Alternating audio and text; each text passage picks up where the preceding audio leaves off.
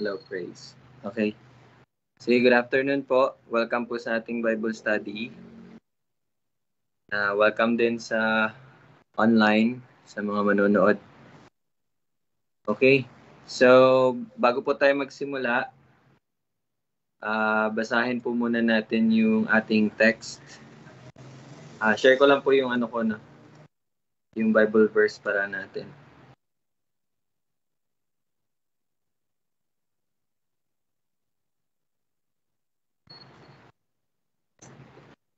Ayan. Sige, so better po siguro mabasa natin muli yung yung verse mula sa verse 6. Okay. Mula sa verse 6 hanggang sa verse 13. Sige, Dad, pwede pakibasa yung verse 6 to 13.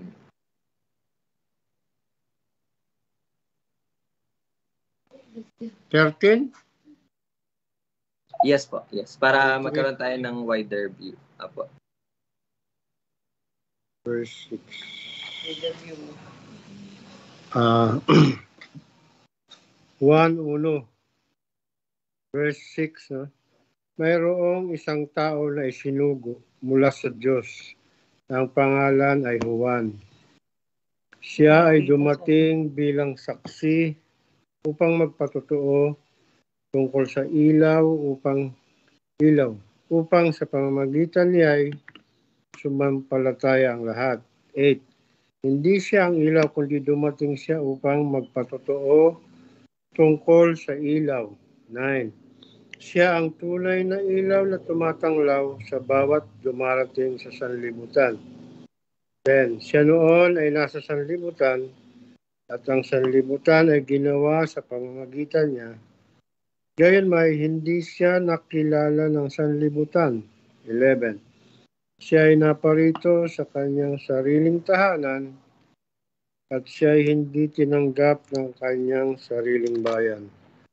12. Subalit ang lahat ng tumanggap sa kanya na sumasampalataya sa kanyang pangalan ay kanyang pinagkalooban sila ng karapatan na maging mga anak ng Diyos. 13. Na ipinanganak hindi sa dugo o sa kalooban ng laman o sa kalooban ng tao kundi ng Diyos. Okay, thank you, no? So, tayo po ay manalangin muna before we start. Let's pray. Our Father in heaven, maraming salamat po, Panginoon. Ikaw ang tunay na Diyos at ang pag-ibig mo ay banal. Salamat, Panginoon, dahil patuloy mo pong pinapabanal ang bawat isa. Sa pamagitan ng iyong salita, ikaw ang magtuturo, magsasaway, magtutuwid, at magsasanay sa bawat isa. Patuloy po kaming humihingi ng karunungan na nanggagaling sa iyo at pag-unawa na nagmumula sa iyo. Salamat dahil ang banal na Espiritu ang siyang magtuturo sa amin ng mga misteryo ng mga katotohanan na nagmumula sa iyo. Tunay nga, Lord, na ang lahat ng ito ay magiging totoo dahil ito ang iyong salita. Magiging totoo sa pamumuhay ng bawat isa. At lahat ng ito ay nagagawa ng bawat isa dahil ito ay buhat sa iyo. At ikaw lamang ang karapat-dapat na purihin, Panginoon. Salamat, O Diyos, tunay nga na ikaw ay mabuti, dakila sa lahat. Ikaw lamang, Panginoon. Ito aming panalangin sa pangalan ni Jesucristo. Amen. Okay po. So, maybe for this afternoon hanggang verse 11 lang po, 12. Verse 11 lang po tayo. So, para sa Friday, we will finish from verse 12 hanggang 13. So, i-divide na lang po natin, no? For us to have more time to discuss. Sige po. So, magsisimula tayo sa verse 8. Verse 9. But for the benefit of those na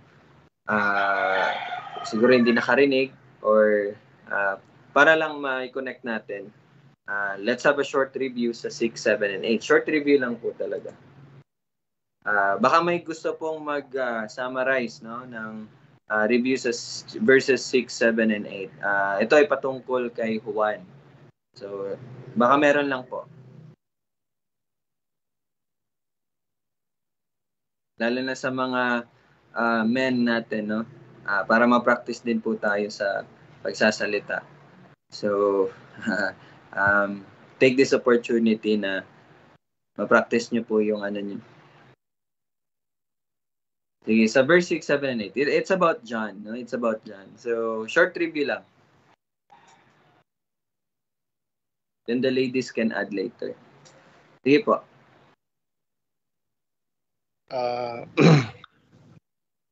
Pinapakita dito no na may isang isinugo na nagngangalang Juan, no? Sinabi dito na hindi siya ang ilaw, no? Siya ay ipinadala upang kumbaga parang siya ang advance party ba, kumbaga, na mag-aayos ng kanyang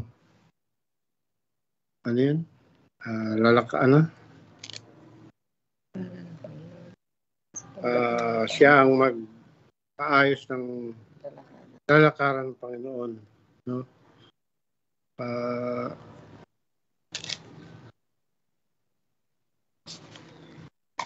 Yun. Natandaan niyo po ba kung sino ano yung daan na tinutukoy or ano yung upang ihanda ang daan, no, yung sinabi ng bang version na pagpapakita na upang yun? Sa Lucas mo dyan, siya lalakad sa unahan. Hindi. Ano yung daan na sinasabi? Parang ito yung paghahanda sa bayang nakalaan sa Panginoon, di ba? Parang yun.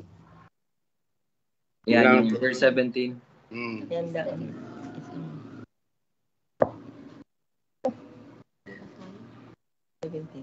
Handa isang bayang nakalaan sa Panginoon. Yan yung ano. So, ano to, Dad? Ano tong Bali yan yung, ayan yung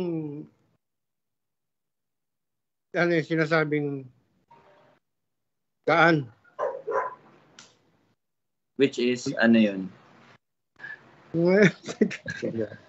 Ano yung daan? Literal ba na daan? Hindi. Sinasabi dito, yung daan na sinasabi, ito yun yung bayang nakalaan sa Panginoon. Ang ibig sabihin. So, kumbaga, to be more specific, yung mga tao, no? Mga tao na nakalaan or inihanda upang maglingkod sa Panginoon, no? So, ayun. So, yun ang ating pag-aralan kahapon. And witness lang po talaga si John. Okay? Sige po, yung iba baka may gustong maidagdag sa kanila pong napag-aralan sa verse 6 hanggang 8 about kay John. Baka meron kayong mai-share about John. Meron ka ba, John?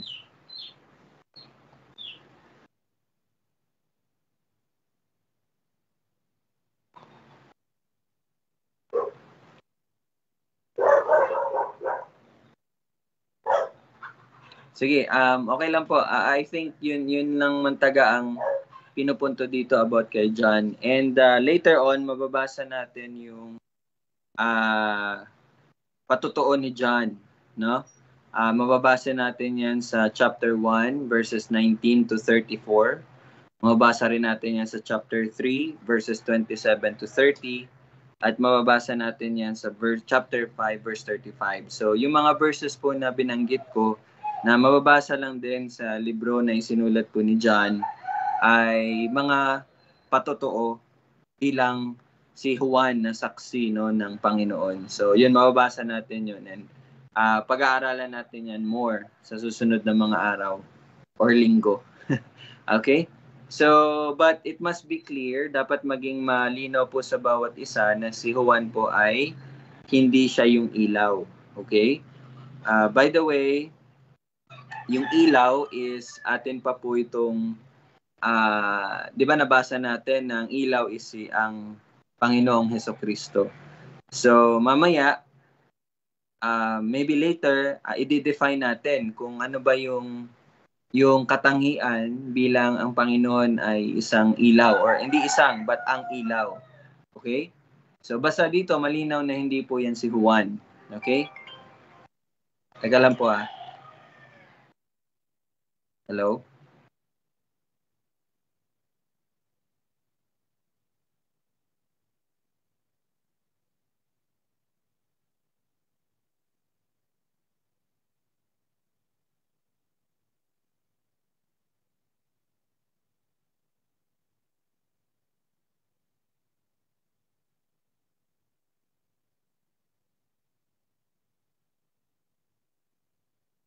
Alright, pasensya na po. Sige, so patuloy tayo sa verse 9. So sabi dito sa verse 9, siya ang tunay na ilaw na tumatanglaw sa bawat dumarating sa sanlibutan. Okay, verse 9, siya ang tunay. Tingnan lang natin verse 8, no? Tungkol sa ilaw. Okay. So, baka kasi malito kayo na yung binabanggit na siya doon ay si Juan. Pero kung papansinin po natin sa verse 8, sabi dito, kundi dumating siya, in which dumating si Juan upang magpatotoo tungkol sa ilaw. Okay? So, ito na, ilaw. Tungkol sa ilaw. And sa verse 9, siya, so yung ilaw daw, siya ang tunay na ilaw na tumatanglaw sa bawat dumarating sa sanlibutan. Sige po, verse 9. Hindi muna ako magsasalita. Hayaan ko po muna kayo na mag-share ng inyo pong mga napag-aralan ukol po dito sa verse 9.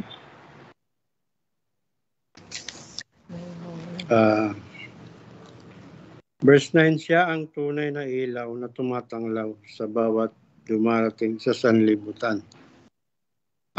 Siguro, pwede dapat nating pag-usapan, ano ang sinisimbolo ng ilaw?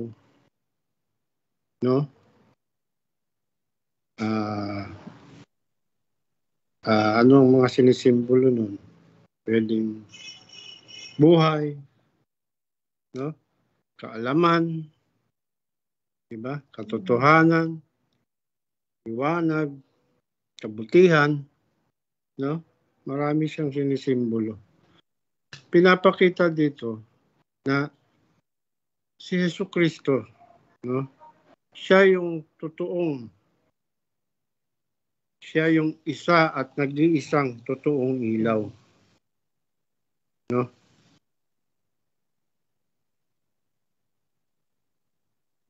Gaya nga din sa sinabi sa John 14:6, no?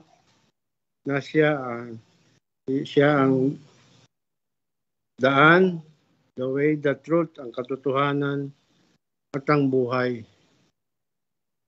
no? May tanong lang ako dito, no? Kasi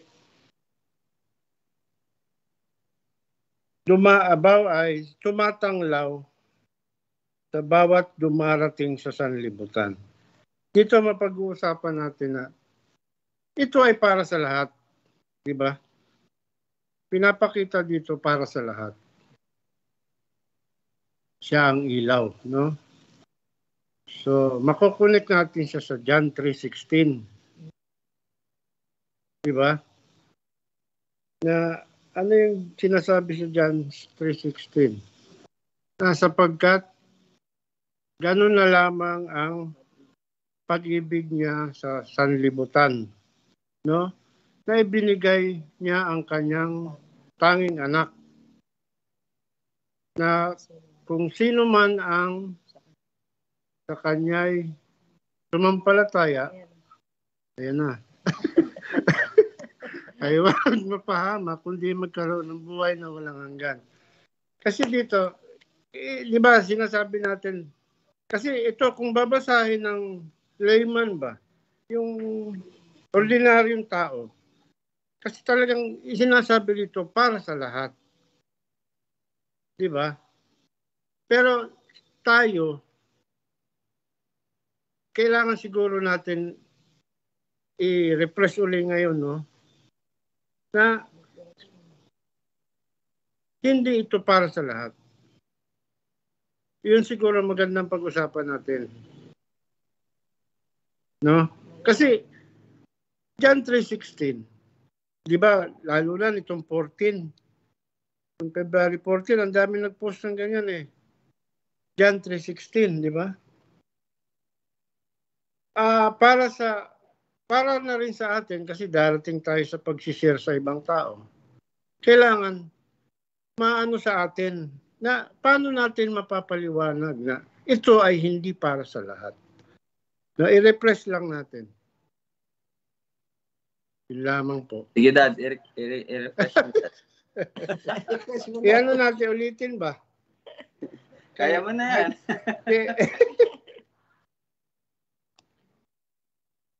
Ano? Sige na. Refresh mo daw. Hindi. Ako rin medyo nag-ano ko kung paano ko ito ipapaliwanag. Kung sakaling may time na dumating na meron ako masisharean ba? Okay. Sige, yun lang. Sige po. By the way, bago po tayo dumako doon sa... Actually, yun ang maganda pag-usapan talaga na pagdating doon.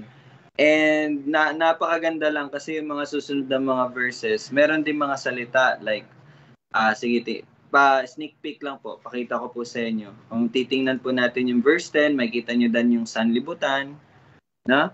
And then sa verse 11, makikita nyo yung sarili niyang tahanan at sarili niyang bayan. Those are the words na kailangan po nating i-define na klaro po upang maintindihan natin yung sinasabi dito ng salita ng Panginoon. But before lang po niyan, maybe it's late, pero sasabihin ko na lang din, by the way po, no, yung Valentine's na sineselebrate ng mga tao kahapon, siguro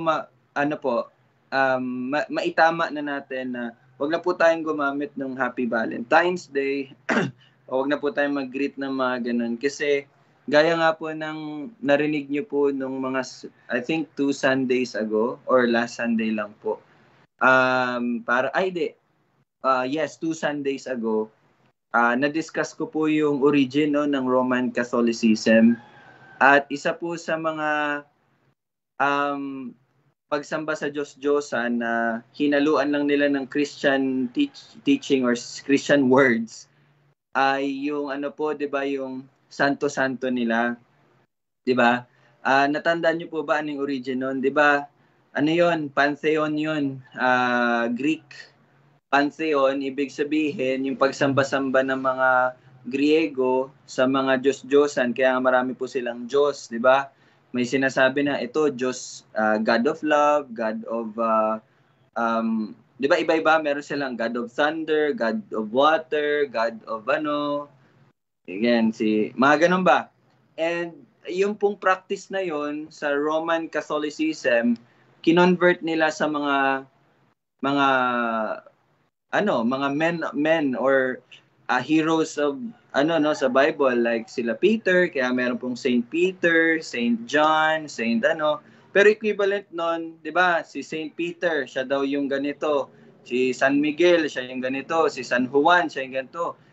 Pinareha lang yun nila po sa God of water, God of So, po yun? Si Valentine din, yun din. Si San Valentine, Saint Valentine, ganun din po, para sa kanila, the God of love. Parang ganun. So, let us stop using or yung paggamit or pagbati, oy, Happy Valentine's Day. That's a worship of false gods, okay, or mga gods. So, anong sasabihin natin, Ryle, kapag February 14? Well, actually, wala tayong dapat sabihin pag February 14. Every day is, pag-ibig. Okay? So, Yun lang naman. Reminder ko lang, never use Happy Valentine's Day na po. Kasi that's part of idol worship. Okay po? So anyway, going back to the word. So yun ang sabi po ni Daddy kanina. Siguro, mainam natin pong mabalik tanaw na itong sinasabi dito sa verse 9 na sa sanlibutan na hindi naman talaga literal na lahat ng tao. So, paano ba natin yun mai-explain? Paano ba natin yun mai-share? So, I'm so happy na narinig yun sa iyo, Dad. And, darating po ang time, Dad, na you will share the gospel. Indeed, it will come. Okay? So, okay, simulan natin. Sabi dito, siya ang tunay na ilaw. We will, pupunta tayo doon. I-ready ko lang po kayo, no? Siya ang tunay na ilaw, which is si Christ. So kung mapapansin niyo po dito, yung pananalita ni John the Beloved na nagsulat nito, ito yung sinabi niya upang ituon po tayo sa tunay na ilaw. Kasi nga yung verse 6 to 8, si Juan Bautista po yun. So ito na yung sinabi ni Juan or John, the Apostle, Apostle John, upang ituon tayo sa tunay na ilaw. Ito ang sinabi ni Juan pagkatapos niyang ipaliwanag na si Juan, tagapagbautismo, ay hindi ang ilaw. Pagkos siya ang saksi at nagpapatotoo sa ilaw na ngayon na pag-uusapan natin. So si Jesus po ang tunay na ilaw na nagpapakita na siya ang matagal na ding inihayag ng mga propeta. So kasi kung titingnan po natin, again, wag po tayong maglalagay ng pangalan dito kung hindi naman siya sinasabi ng salita. Di ba sinabi dito, siya ang tunay na ilaw. Now, sabi natin, it is Christ. And sabi natin, okay, bakit siya tinawag na ilaw? There must be something, or meron po itong pinaghuhugutan. Meron to pinanggagalingan. Kasi di ba, out of nowhere, Apostle John used the term ilaw from the word. Yun, na-define na natin noong nakaraan, bakit siya tinawag, bakit ginamit ni Apostle John yung word, and then life, and then makikita natin, di ba, buhay, di ba, ginamit yun ni Apostle John, and makikita natin yan sa susunod na mga chapter sa John. Yun, nabanggit ni dati, John 14:6, I am the way, the truth, and the life. So makikita nyo pa, nagre-revolve lang to yung mga words dito sa Book of John. Now, dito tayo sa ilaw muna. Actually, itong ilaw na ito ay nagmula po sa sinulat na po, matagal na po ito na isulat actually itong ilaw, na siya ang ilaw. Mababasa natin yan sa Isaiah chapter 9 verse 6. So, punta lang po tayo sa Isaiah chapter 9 verse 6. Tama ba? Verse 2. Sabi dito, ang bayan na lumalakad sa kadiliman ay nakakita ng dakilang liwanag. You see? In the Old Testament, nakasulat na dakilang liwanag. It was already described even in the Old Testament. Silang naninirahan sa lupain ng matinding kadiliman. Sa kanila sumikat ang liwanag. So, this is a prophecy na nagmumula pa lang na mababasa natin sa Isaiah 9:2. And even, mababasa natin yan sa chapter 49, verse 6. Ano bang sinabi sa 49 verse 6? Sabi po dito, kanyang sinasabi, napakagaan bang bagay na ikaw ay naging aking lingkod upang ibangon ang mga lipi ni Jacob at panumbalikin ang iniingatan ng Israel. Ikaw ay aking ibibigay na pinakailaw sa mga bansa upang ang aking kaligtasan ay makarating hanggang sa dulo ng lupa. Now here, we see ang salitang liwanag ay ginagamit describing what? Salvation. Diba? Kaligtasan. Upang magbigay ng kaligtasan, makarating hanggang sa dulo ng lupa. Now, again, may kukonect natin yung tanong, ito ba ay para sa lahat? Pag sinabi mong sa dulo ng lupa, sa lahat ba ng tao? Later, we will answer that. And the last verse na pwede ko pong ma-share po sa inyo is in Malachi chapter 4 verse 2. Ano ba sabi dito? Sabi po dito,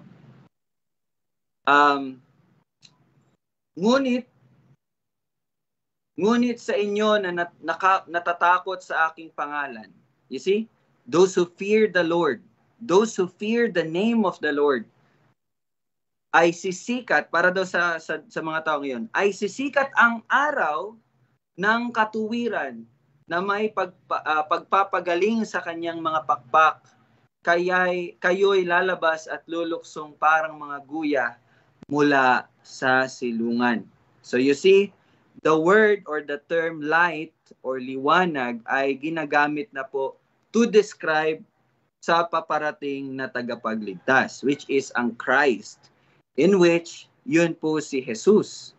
You see, it was already been described even in the Old Testament. Now, balik tayo sa John chapter 1 verse 9. Siya ang tunay na ilaw. Si Juan, Apostle John, hindi po to sinulat dahil naisipan niya lang na dahil may umilaw sa kanyang utak, I have a good idea, gagamitin ko yung ilaw. Hindi po yun. But John the Baptist clearly studying, inaaral niya pong salita ng Panginoon, and by the guidance of the Holy Spirit, by the leading of the Holy Spirit, yun ang ginamit na word ngayon ni Apostle John kasi nag-aaral po siya ng salita. You see? Nag-aaral po siya ng salita. Ilaw. So siya ang tunay na ilaw na tumatanglaw. Now, there's a word here, tumatanglaw, or gives light sa English, no? Na tumatanglaw. So, ang salita pong tumatanglaw, focus muna tayo sa tumatanglaw. Sa English po ito is gives light. Basahin ko po yung English version, ESV. The true light, which gives light to everyone, was coming into the world. Now, sa Tagalog, tumatanglaw. Again, ang salitang tumatanglaw ay ginamit po sa New Testament ng, tiningnan ko po kasi sa Greek term, ito pong salita na ito, specifically itong tumatanglaw, ginamit po siya sa New Testament ng 11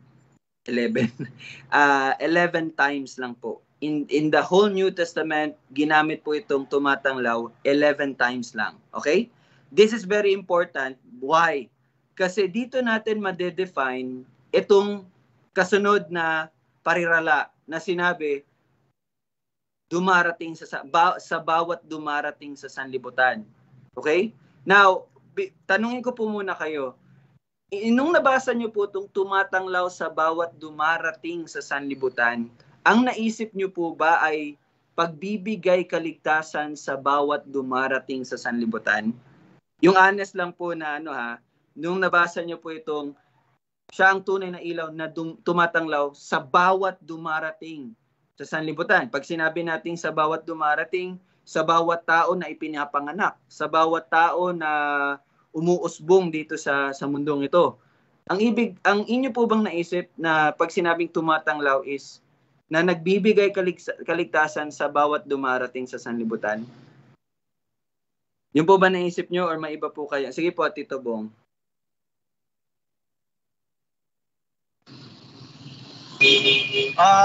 Opo, kasi parang inilagay na po, sabi nga, ang pagdating ni Jesucristo ay katuparan ng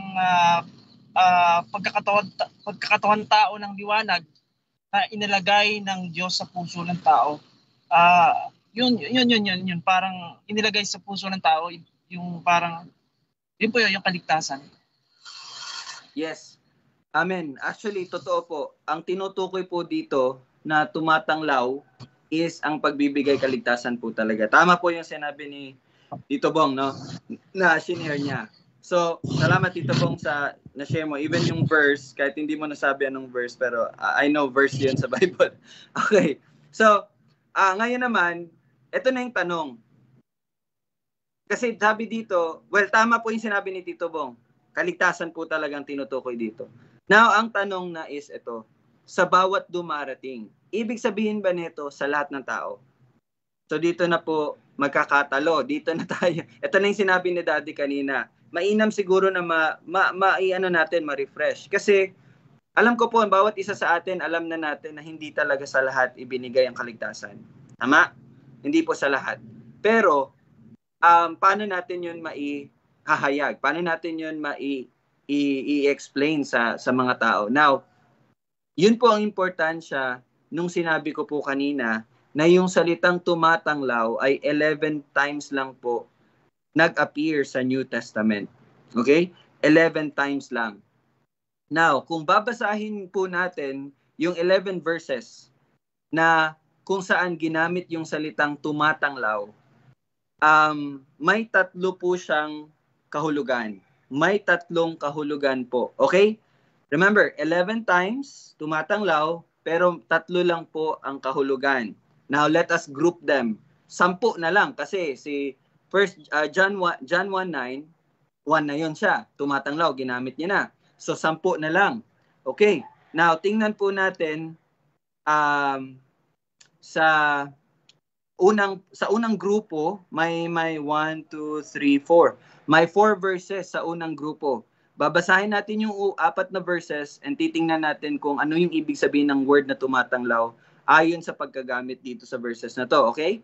So, samahan nyo ako. Punta tayo sa Ephesians chapter 3, verse 9.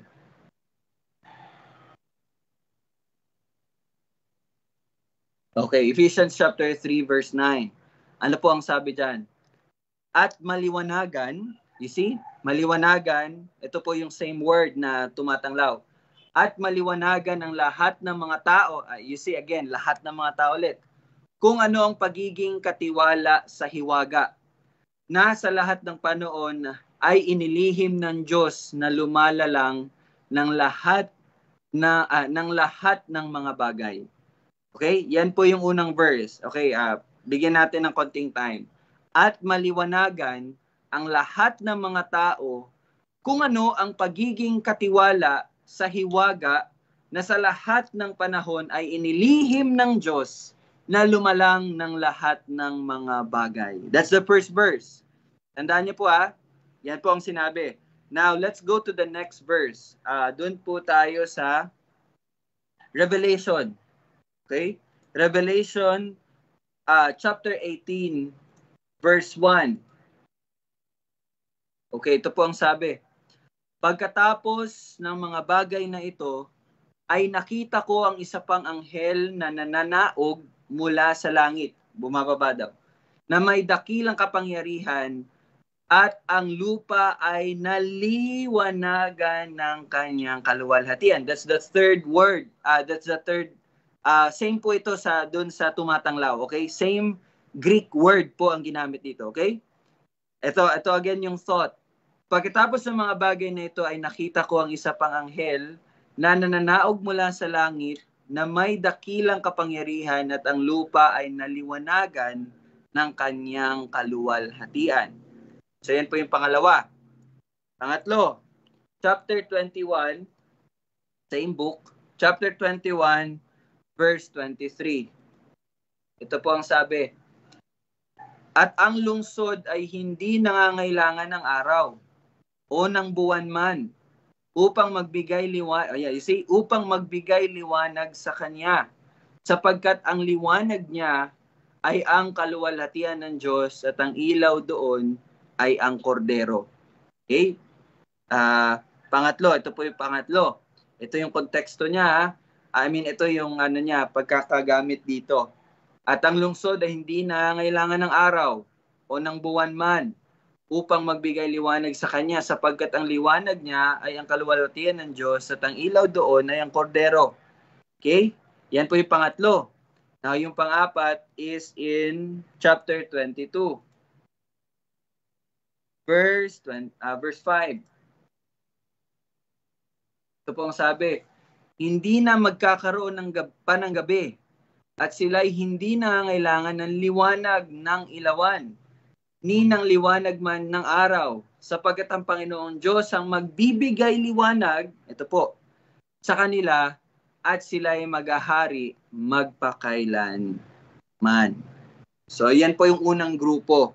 So, yung term po na tumatanglaw or pagbibigay liwanag, ito po yung unang grupo na ginamit yung word na yon, same word na yon, pero iba po ang kahulugan niya, hindi po ba? So, sa 4 po na verses na nabasa natin, ano po yung general theme? Ano po yung tema? Ano po yung parang kahulugan ng pagbibigay liwanag or tumatanglaw dito sa 4 na verses na binasa natin? Ano pong inaano niya?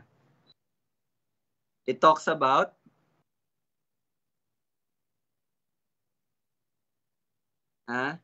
pagbibigay ilaw.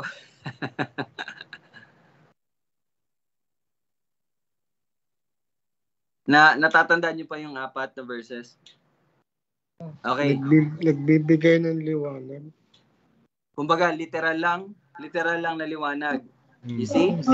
Yes. Actually, tama po yun. Ang unang, kasi nga, again, in the whole, sa buong New Testament, 11 times lang siya ginamit. Okay? So, dito po, sa unang grupo na binasa natin ng mga verses, yung tumatanglaw ay ginamit po siya sa paghahayag ng general lamang po na katotohanan. Sa lahat, general lang po na katotohanan. Okay? As in, literal lang na ilaw din for general purposes lang. Hindi na nyo, di ba? Wala na, hindi na kailangan ng ilaw kasi magbibigay liwanag na siya. Ganun lang. Ganun yung unang part. Okay?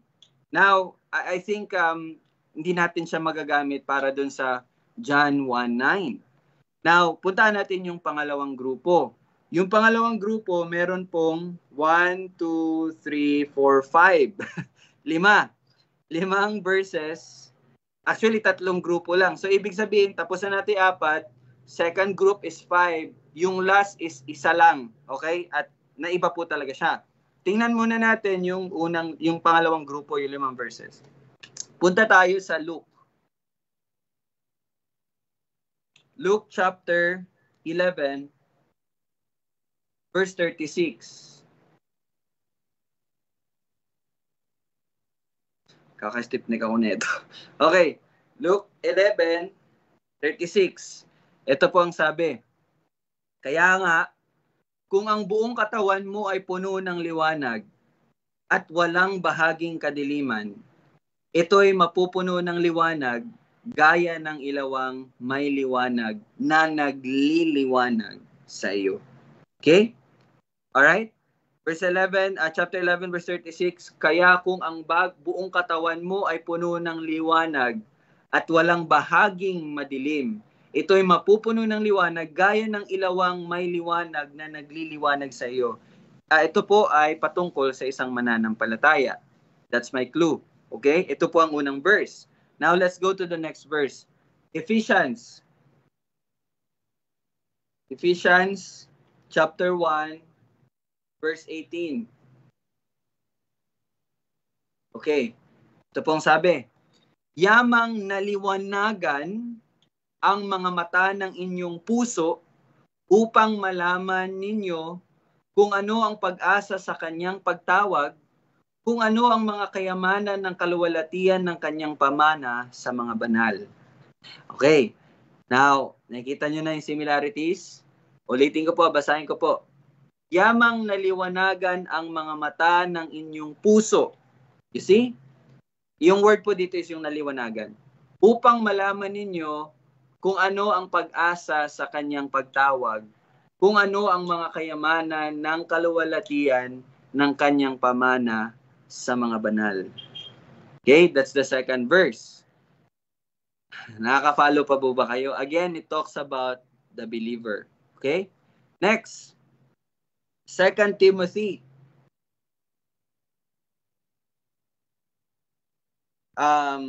Chapter 1, verse 10.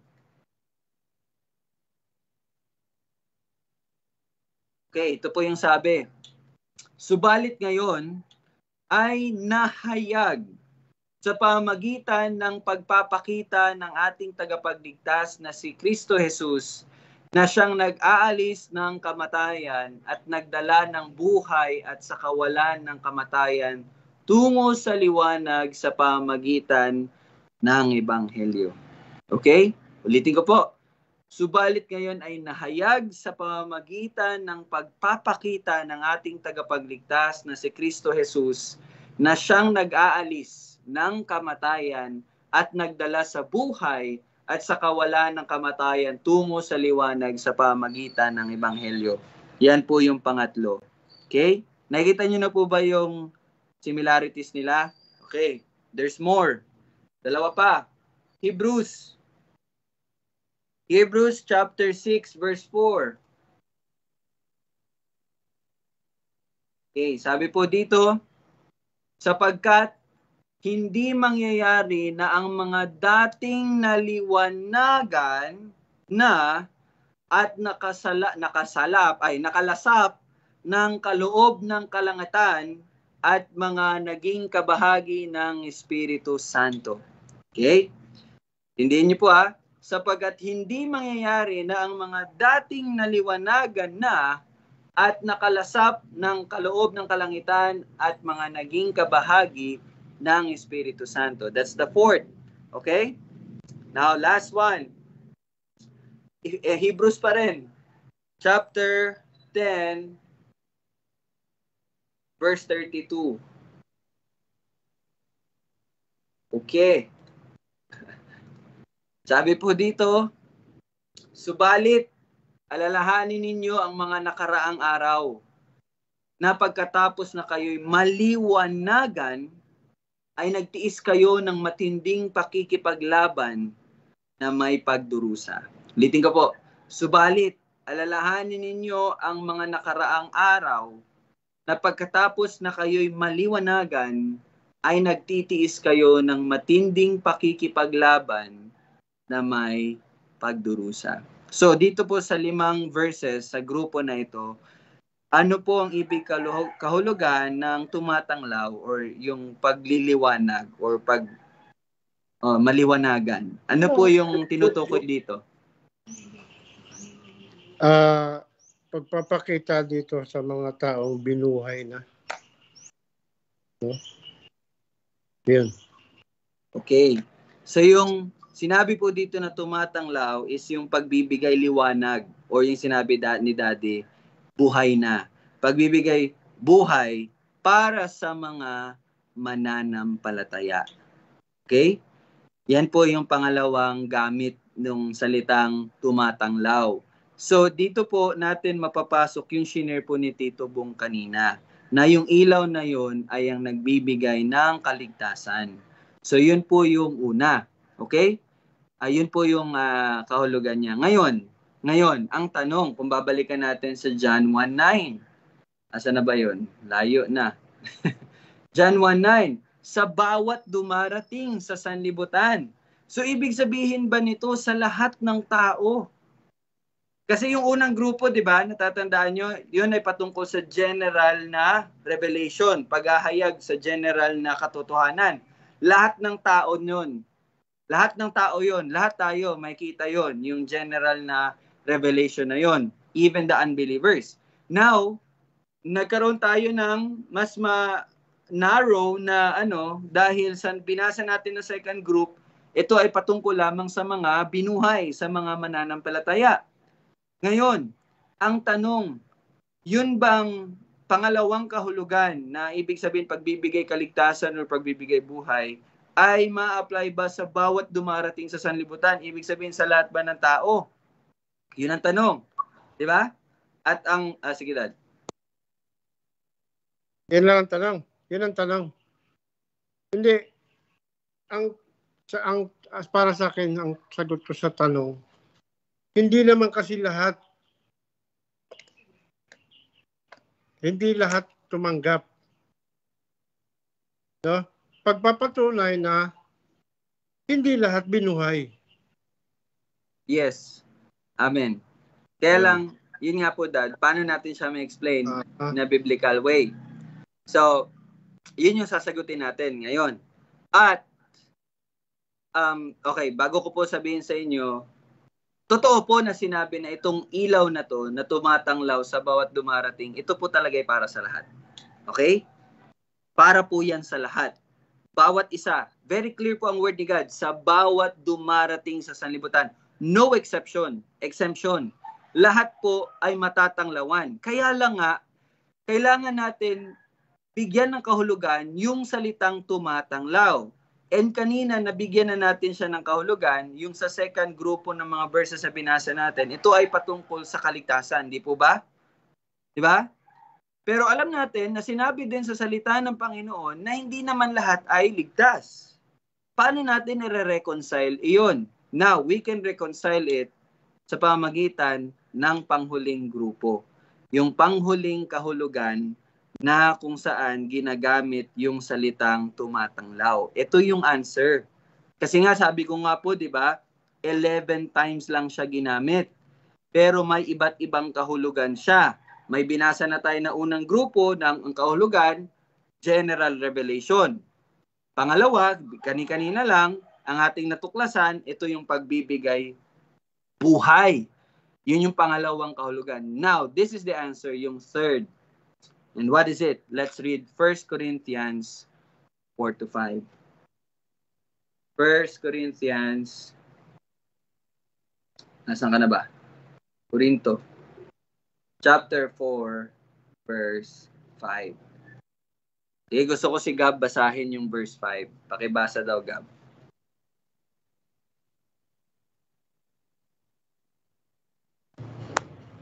Kaya huwag muna kayong humatol ng anuman nang wala pa sa panahon. Hanggang sa dumating ang Panginoon. Siya ang magdadala sa liwanag sa mga bagay na sa ngayon ay nakatago sa kadiliman at ibubunyag ang layunin ng mga puso. Kung magkagayon, ang bawat isa ay tatanggap ng papuri mula sa Diyos. Okay, thank you, Gab. Now, this is the third use ng pagliliwanag or tumatanglaw. Basahin ko po ulit. Kaya't huwag muna kayong humatol ng anuman nang wala pa sa panahon hanggang sa dumating ang Panginoon. Siya ang magdadala sa liwanag, you see, sa mga bagay na sa ngayon ay nakatago sa kadiliman or sekreto at ibubunyag ang layunin ng mga puso. Kung magkagayon, ang bawat isa ay tatanggap ng papuri mula sa Diyos. So ano po ang sinasabi dito sa verse na to? Yung pangatlo po na gamit or kahulugan ng salitang ito is ang paghahayag ng mga tinatago sa kasamaan at kadiliman. Okay? Naririnig niyo po ba yon? Paghahayag ng mga tinatago sa kasamaan at kadiliman. Ngayon, tatanungin ko po kayo, sino po ba ang may tinatago? Sino ang mga hindi lumalapit sa liwanag? Sino ang patuloy na gumagawa ng mga patagong bagay na ginagawa sa kasamaan at kadiliman? Sino yun sila? The believers? Hindi. Sila yung mga unbelievers. Yung mga patay. Ibig sabihin po, dito sa sinasabi sa John 1:9 na ating pong binasa, yung sinasabi po na tumatanglaw sa bawat dumarating sa sanlibutan, may dalawa po yung kahulugan. Ibig sabihin, sa mga nililigtas, sila po ang binigyan ng buhay. Yun yung tumatanglaw, pagbibigay buhay sa mga nililigtas.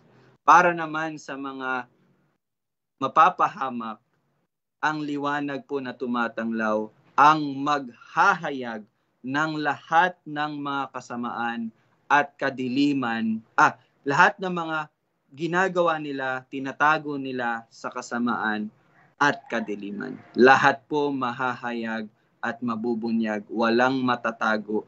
Yan ang sinasabi din dito na tumatanglaw sa bawat dumarating sa sanlibutan. Everything will be revealed. Lahat may expose. Kahit anong tago ng isang hindi mananampalataya, lahat ng kasamaan na ginagawa niya sa kasinungalingan, sa kadiliman, sa pagtatago, lahat yan mahahayag dahil ang ilaw ay tumatanglaw sa bawat dumarating sa sanlibutan. You see? So sabi ko, itong ilaw para sa lahat, pero hindi similar, hindi po pareho ang mangyayari. Sa mga nililigtas, sila ay mabibigyan ng liwanag. Sila ay mabibigyan ng ilaw. Sa mga hindi naman, sa mga mapapahamak, mahahayag ang kanilang mga ginagawa sa kasamaan. Kaya nga po, lagi kong natatandaan yung sinabi ni Pastor Jeff Durbin. Sabi niya, pag tayo po ay naghahayag ng ebanghelyo, lahat ng paghahayag natin, victorious po yun. Kahit walang naniniwala, kahit walang nagpapa-Bible study. Why? Because one of the purpose of the gospel is upang ihayag sa mga tao na mga napapahamak na sila'y mapapahamak dahil sila ay gumagawa ng kasalanan at sila'y tumatalikod sa Panginoon. Ang gospel sharing po is hindi lang po yan paghahayag ng kaligtasan. Paghahayag din po yan ng judgment para sa mga hindi mananampalataya. So kung nagsishare mo po tayo ng gospel at walang tumatanggap, then nagawa pa rin natin yung goal natin. That is to proclaim judgment to those na mga hindi mananampalataya. And gayon po din po dito sa John 1:9. Okay?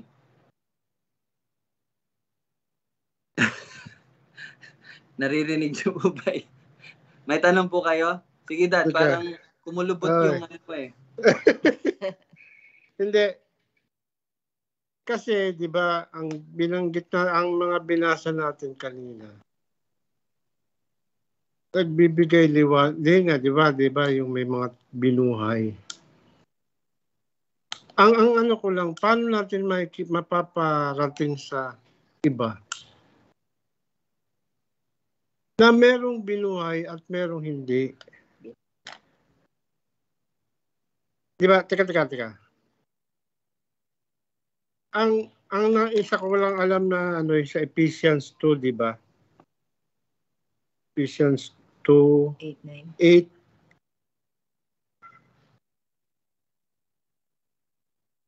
Na itong pagbuhay sa atin itong pananampalataya natin ay hindi galing sa atin.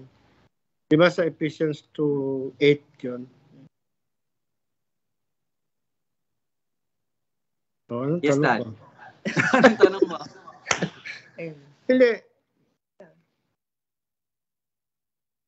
Ano ba yan? Teka, Google.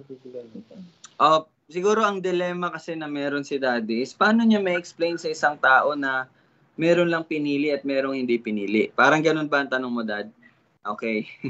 Actually, hindi, sa pag-share po kasi ng gospel, ang ihahayag kasi natin sa kanila kung ano yung ginawa ng Panginoon.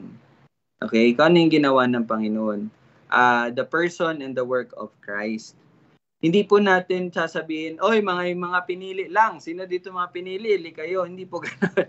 But, let's just share kung ano po ang ginawa ng Panginoon. Basta, alam natin na kung sino man ang tatanggap, sino man ang totoong tatalikod at mananampalataya sa Panginoong Hesus, then sila yung mga nililigtas. Yung patuloy naman na magre-reject, that it's possible na sila po yung mga hindi nililigtas. Hindi para sa atin ang pag naghahayag po ng gospel, hindi para sa atin ang sabihin na yun nga, sino dito yung mga niligtas kasi may mga niligtas lang ang Panginoon, may mga pinili lang. Hindi. Kasi hindi naman natin alam eh. Okay? Pero pagdating na sa mga Bible study, unti-unti na natin yun mai-explain. So paano i-explain? Sa pamagitan ng salita ng Panginoon. Tulad ng ginawa natin ngayon, Dad. Sige po, Tito Bong. Sige.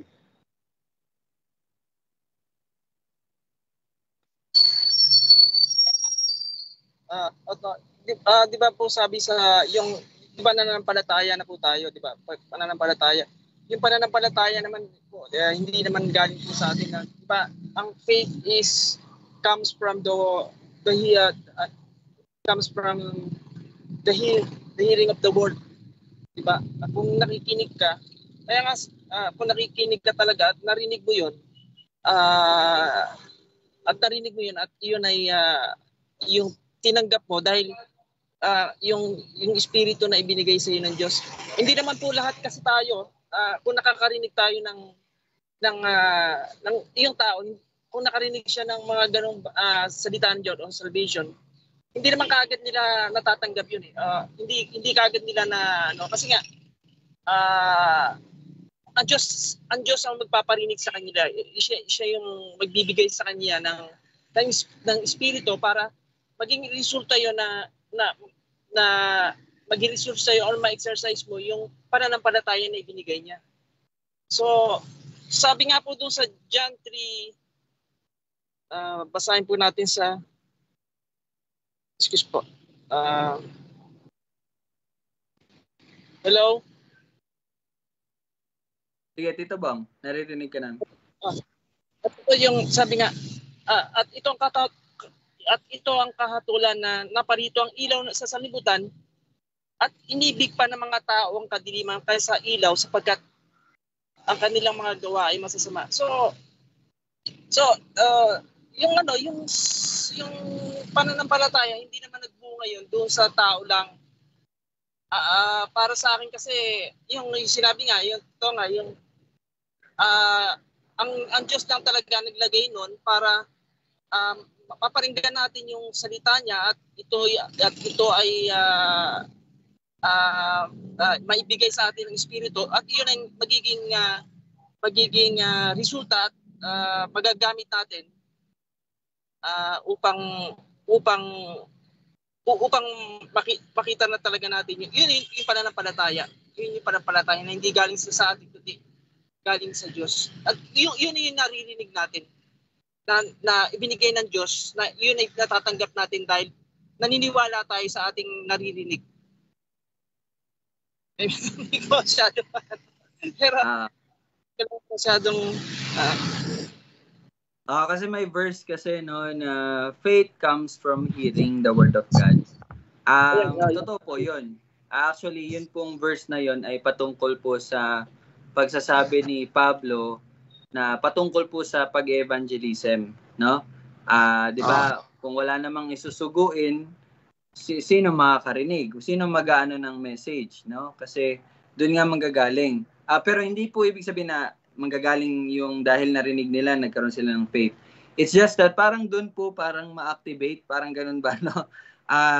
Although sila po ay binuhay na ng Diyos, pero hindi pa sila mananampalataya kasi hindi pa man nila narinig yung ebanghelyo. Kaya nga po kailangan na maihayag yung ebanghelyo para yung mga tupa na naliligaw pa, marinig nila ang boses ng kanilang pastol at sila'y manumbalik sa kanilang pastol.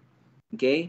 So again, ano pong gagawin natin kapag naghahayag ng ebanghelyo? Ihayag lang po natin yung ebanghelyo na ginawa ng Panginoong Hesukristo. Wala na, it is not for us to judge, oy, sino dito yung mga tupa? Halina kayo. Kasi hindi natin alam kung sino yung mga tupa. The only thing that we have to do is yun nga, yung sa Acts 1:8.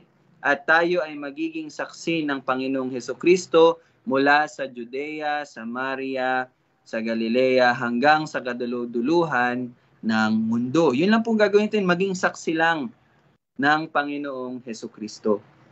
Okay? So, sana naging maliwanag na din po yung sinabi natin dito na tumatanglaw, hindi lang po ito pagbibigay buhay, but paghahayag po ng judgment dahil mahihahayag din. Kasi pag tumanglaw na ang ilaw, lahat mabibigyan ng buhay, yung mga niligtas at yung mga hindi naman tumatanggap sa kanya, mahahayag lahat ng kanilang mga masasamang gawa sa kadiliman. Okay? 'Di ba? Nabasa natin 'yan sa 1 Corinthians. And actually, this is a good example na ma-share or maituro natin na hindi talaga sa lahat. Why? Kasi although itong John 1:9 sa bawat dumarating sa sanlibutan, ito ay patungkol sa lahat. Pero John 1:10, siya noon ay nasa sanlibutan at ang sanlibutan ay ginawa sa pamagitan niya, gayon may hindi siya nakikilala ng sanlibutan. Good afternoon. Ito po ba si Sir Ryle Jens Anlis? Yes, sorry po, no. Mamaya na lang po. Okay, pasensya na po. Tumatawag yung bangko sa akin, nahanap na ako. Anyway, so John 1:10, okay? At I think wala na tayong oras. So, pagpapatuloy natin yung 10 and 11, baka magkaroon tayo ng part 4 or 5 sa next week. Pero tingnan natin kasi maganda talaga na mahimay-himay natin. But anyway, I hope it's clear na po yung John 1:9. Clear na po ba sa lahat? Yung tumatanglaw? Dad, ano man? Sandali lang. Pakishare sa amin yung apps na paano mo nakuha yung mga yon. Di ba? Yung 11 verses. Di ba? Okay. Sige. I-share Pakita sa ko po bawat sa- isa. I-share Okay, sa good. lahat ba? Good, Kasi- good. Kasi, yun nga, di ba, yun yung paraan natin kanina eh. Dapat makita rin namin. Kumbaga, sa pag-aaral namin, magamit din namin. Di ba? Amen. Yan po ang pinakamagandang salita na aking narinig ngayong araw na ito. Na merong isang nagpapaturo paano aralin ang salita. That's my joy as a person na ginagamit ng Panginoon. Anyway, so para po sa lahat, ito po ang ginagamit ko. Magic sarap lang po. Ay naman. Okay. Okay, teka po. Share screen ko lang. Actually, marami po akong ginagamit. Okay, marami po akong ginagamit. Okay, nakikita nyo na po ba? So kung makikita nyo po dito sa ilalim, ayan, ito kung makikita nyo po sa ilalim, marami pong parang Bible app dyan. Pero ang pinakamaganda po na magamit para po sa yung ginawa ko kanina, ito pong isa. Yung color blue. Pakita ko po ito. Ito. Okay? So kung ito pong gagamitin ninyo, literal word, i-install nyo po yan. Ito po ay galing kala John MacArthur ata. So, for example, paliwanagin ko lang. English? Ano English po? po? English? Yes, English po siya. Pero, wag po kayong mag-alala. Pwede nyo naman siya hanapin sa Tagalog kapag ano. Teka lang ipapakita ko po sa inyo paano siya gamitin. Paano ba ito palakihin? Okay. So, for example, punta tayo kay John. John chapter 1, verse 9. Okay? Now, kung makikita nyo dyan, bakit 4? Verse 9. Yung salita na, ano ba yun? There was the true light which enlightens, di ba? Pindutin nyo po itong sa taas. Itong parang letter A dito. Ito. Ayan. Kita nyo po ito? Ito. Okay? Pag pinindot nyo po yan, merong mga linyang mag-a-appear. Pindutin nyo po itong enlighten. Yan, pindutin nyo yan. Pag pinindot nyo, ayan o, nakita nyo 11 verses. Found 11 verses. Nakita nyo? Okay, pindutin nyo yung 11 verses. Ayan na po yung 11 verses. So yung salita na enlighten, sa Greek word, 11 times siya ginamit sa New Testament. Nasa, yan, Luke 11:36. Ito yung mga binasa natin kanina. Nakita nyo po? At hindi lang yan, pag pinindot nyo po yan, nandyan na rin yung meaning. Ayan, mababasa nyo na rin yung kahulugan. Yan. Makakatulong din ito na makita nyo. So, pero ito yung pinakamadali na app na pwede nyong gamitin para makita nyo kung saan siya ginamit. Ayan, 11 verses. Ayan, makita nyo na. Okay? Naintindihan nyo po ba? So sige po, isi-send ko po yung link ng app na ito para maano nyo po, magamit nyo po. Okay? Clear po ba? Dad, okay na Dad? Dad? Alam ni Siren. Alam pala. Oh, yes. Yun lang naman. Shinare ko ito mga app na ginagamit ko po, shinare ko na po yan sa inyo. Matagal na po. Sige lang. Kaya yung mga anak po, gabayan nyo po yung mga nanay, tatay natin kung paano yung gamitin para malaman din nila. Sige, Dad. Meron pa akong parang napansin, no? Sige. Pag, halimbawa ngayon, pinag-aaral natin yun dyan. Exegesis, di ba? Pag mag-ano tayo ng related verses, hindi ba parang eisegesis lang? Ano ba? Hindi ko maano. Ano, Dad? Para... Di ba, ito, John 1:9 tayo. Tapos nagbasa tayo ng maraming verse, yung 11. Yung pagbasa natin, hindi ba parang eisegesis lang? Ano ba?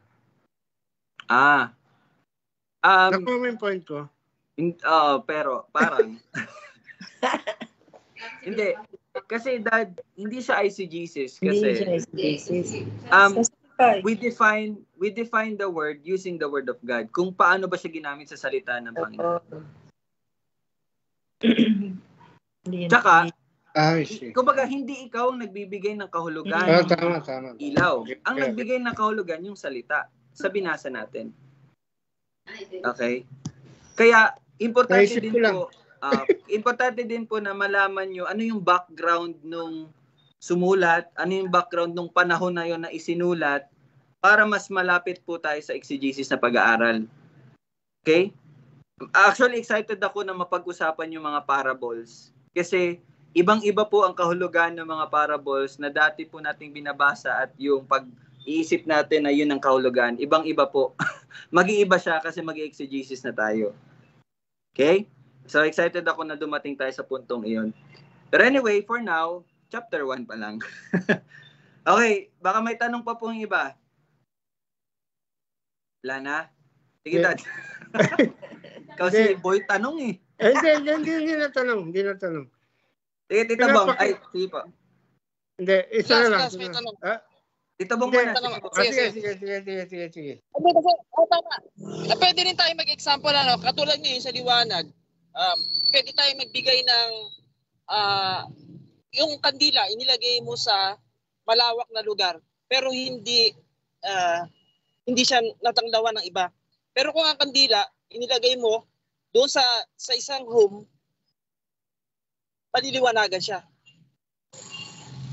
Yung buong lugar na yun ay maliliwanagan. Ano yun? May mga gano'n na pwede kang yun ay si Jesus yun kasi sariling pagbibigay. Yan, example yun ni Tito Bong. Yung iba sasabihin, yung liwanag na yan, magbibigay ng kotse sa inyo ngayong linggo. O, di ba? Ay, si Jesus yun. Okay. Salamat, Tito Bong. Add ko lang doon kay Bong. Yung naglagay ng kandila sa kwarto, may kama. Merong part na hindi maliliwanagan. Di ba? Doon sa ilalim ng kama. Yun. Di ba? Tama yun. So, mali yung ano na yun. Basta ICGCs, mali talaga. Ano lang. Ayun. Sige. Sige, Dad. Hindi, dagdag ko lang yung kanina, ang tinas ko ng kamay, na ang pag-aaral talaga, kailangan ng oras. Di ba? Hindi yung basta-basta lang. Yun lang. Lamang po. Now you know. Ngayon, na-realize mo na. Yes, we really need to take time. Tsaka ito po maganda, mga kapatid. Hindi nyo na po kailangan sarilihin. Ito, natatanda to ng mga kasamahan ko sa core team. Di ba, nag-iisa-isa pa tayo. Dito muna ako para barinig ko yung ano bang kahulugan nito. Di ba, kasi ICGCs kailangan namin ng solemn na time. Kami lang, wag kang maingay para maintindihan ko. Pero ngayon hindi. Actually, ang maganda, sama-sama na nag-aaral, nagtutulungan, nag-aambagan. Ito yung ano dito. Actually, ganun na dapat ang pag-aaral. So, ako, nag-i-envision ako na sana dumating tayo sa point na yung every family sabay-sabay na nag-aaral talaga. Para yung mahina sa English, matulungan ng parte ng pamilya na marunong. Yung hindi marunong sa app, matulungan nung kamag-anak na marunong. Yan na po actually ang pinagpipray ko din na dumating tayo sa point na yan. So magagawa naman to ng Mendez family at ng Rodriguez family. Encourage ko lang kayo. Sa amin naman kasi Andit family, medyo marurunong naman kasi yung mga namin sa konting push na lang. So hindi ko naman sinasabi na hindi po marunong yung mga I mean sa amin lang, parang medyo madali na lang sa amin. So sa Mendez family at Rodriguez family, yan, even si Tita Che, then yan, pwede sa chat namin magabayan, matulungan. So encourage ko po, mag-set kayo try nyo lang kahit once a week, yung 3 hours, ang kayo nagpupulong-pulong kayo sa pag-aaral ng salita. Napakaganda po niyan kasi hindi lang po ang inyong relasyon sa Panginoon ang mapapatibay niyan, pati yung relasyon nyo sa pamilya, kayo magtutulungan na maglingkod sa Panginoon bilang isang pamilya. So, yun lang po din, ina-encourage ko. Sana yung mga tatay, or kung yung wala yung tatay, yung nanay, mag-ano po, okay? Yun lang, encouragement ko po. Sige, so I think dito lang muna tayo. Bukas po, pagkita-kita po ulit tayo. So let us pray. Maraming salamat po sa iyong salita, Panginoon. Tunay nga na ikaw ang tunay na liwanag na nagbigay ng buhay sa iyo pong mga niliwanagan. At tunay nga, Panginoon, na meron man pong mga tao na umuusig sa mga anak mo, Panginoon, na gumagawa ng kasamaan. Pero tunay nga na lahat ng ito ay mahahayag at walang ni isang kasalanan ng hindi mapaparusahan. Salamat, Panginoon, dahil ang hustisya ay nasa sa iyo lamang. At ang tanging dapat namin gawin ay maging pasensyoso, mapagmahal, maawain at mahabagin sa bawat tao na namin nakakasalamuha. Salamat, Panginoon, sa iyong katuruan at patuloy po kaming humihingi ng gabay mo sa pamamagitan ng iyong salita at pag-iingat sa pamamagitan ng banal na Espiritu. Ikaw lamang po ang aming pupurihin at pasasalamatan. Ito ang may panalangin sa pamamagitan ng iyong anak na aming Diyos, Panginoon at tagapagligtas na si Jesus. Amen at amen. Maraming salamat po sa lahat. Ingat po kayo. See you po bukas. God bless. Bye-bye. Bye. Thank you.